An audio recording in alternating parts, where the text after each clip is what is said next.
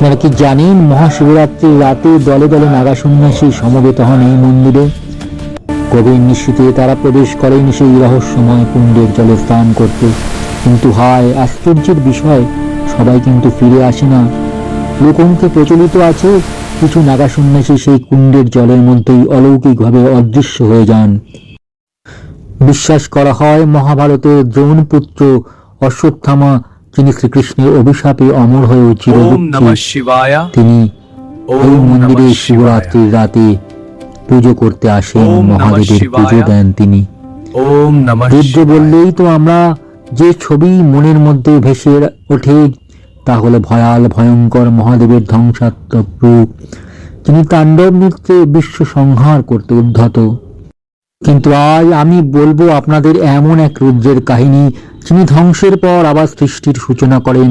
পুরাণে বর্ণিত আছে সময়চক্রের এক পর্বে সত্যক্রেতা দাপর ও কলিযুগ অতিক্রম করার পর আবার যখন পৃথিবী দুর্ভিক্ষ ও মৃত্যুর কবলে পড়েছিল, নদীনালা শুকিয়ে গিয়েছিল, বায়ু হয়ে পড়েছিল স্থবির, দেবতারা দিশোয়ারা হয়ে পড়েছিলেন, ব্রহ্মা সমাজ গুনেছিলেন, সেই সময় আকাশে বজ্র গর্জন হলো, মেঘ বিদীর্ণ করে আবির্ভূত হলেন ভবরুদ্র।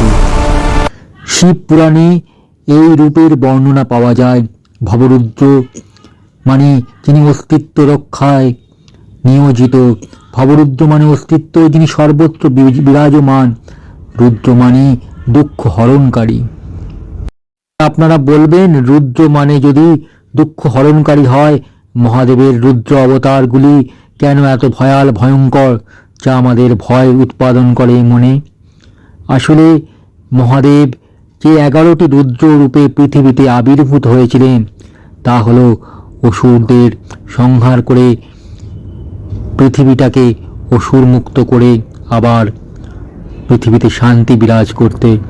সুতরাং শিবের ওই রুদ্র রূপ দেখে আপনারা বিচলিত হবেন না। শিব করুণাময়, তিনি সদা করুণাশীল। ফিরে যাই ভবরুদ্রের কথা। ভবরুদ্র তাণ্ডব করতে আসেননি, তিনি সময় চক্রে পুনরায় গতি দিতে এসেছেন। আকাশে মেঘ যখন জমলো, বৃষ্টি নামলো, পৃথিবীতে আবার জীবন ফিরে এলো। মনে রাখবেন কলিযুগ শুধু একবারই শেষ হবে এমন নয়, সময় চক্রে কলিযুগ বহুবার এসেছে, বহুবার আসবে, আবার সত্যযুগের সূচনা হবে।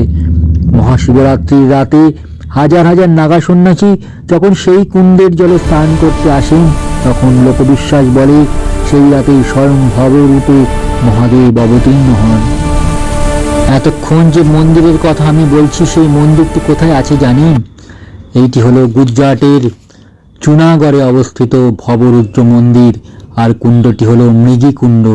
বলা হয় শিবরাত্রির দিন স্বয়ং ভবরুদ্র এই কুণ্ডের জলে স্নান করেন এবং স্নানের পর কিছু পুণ্যাত্মা নাগা সাধু কুণ্ডের জলে অবস্থিত পরমারাধ্য মহাদেবের সাথে বিলীন হয়ে যান। সবশেষে বলি, আপনার জীবনেও যদি কখনো অন্ধকার নেমে আসে, মনে রাখবেন বৃষ্টি নামার আগে কিন্তু আকাশ কালো হয়। সম্ভবত তখনই আপনার জীবনে ভবরুদ্রের আবির্ভাব ঘটবে। পুরাতনকে ভেঙে নতুন কিছুর জন্ম দেবেন। ভবরুদ্র আপনার মধ্যেও আছেন, তিনি আপনার নিঃশ্বাস প্রশ্বাসে সর্বদা বিরাজমান। তিনি ঢাল হয়ে আপনাকে সমস্ত বিপদ থেকে রক্ষা করবেন। হর হর মহাদেব কি জয়।